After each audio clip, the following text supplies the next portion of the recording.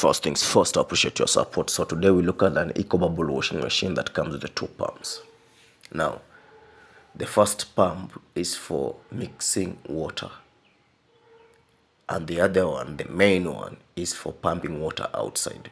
So each pump has a different harnessing for different purposes. So let's look at it and the concept of blockage. So this pump here is for pumping water out, and then we have the main hose here from the drum. So water comes from the drum with any other foreign object, and then they come to the draining casing. Now we have the filter here. So anything that passes the drum goes through this wider hole here on the casing to the filter. That's why we say you have to